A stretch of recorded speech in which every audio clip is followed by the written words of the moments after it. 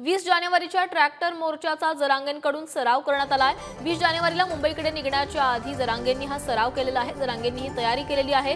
3 कोटी मराठे मुंबईत धडक देणार असल्याचंही जरांगेंनी म्हटलेलं आहे। तर 20 जानेवारीला जरांगे हे मुंबईकडे कूच करणार आहेत आणि 26 जानेवारीला जरांगे पाटील हे मुंबईमध्ये दाखल होतील आणि त्याआधी या आंदोलनाआधी जरांगे पाटील यांनी हा ट्रॅक्टरचा सराव केल्याचं समोर आलंय।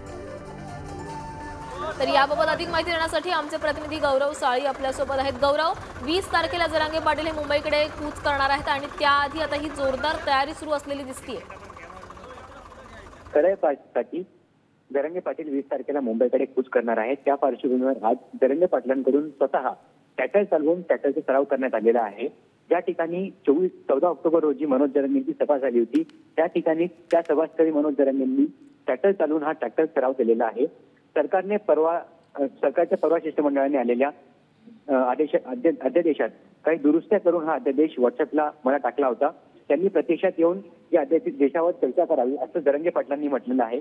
जर परस्पर दुरुस्त्या करून काही दुरुस्त्या केल्यात त्यांनी प्रत्यक्षात चर्चा करावी असं म्हणत जरांगे पाटलांनी सरकारला पुन्हा इशारा देत जर सरकारने आम्हाला आज किंवा उद्यापर्यंत आरक्षण दिलं तरी आम्ही मुंबईत जाऊ, पण मुंबईत जाताना आता गुलाल घेऊन जाऊ, आंदोलन करणार नाही असं जरांगे पाटलांनी म्हटलेलं आहे।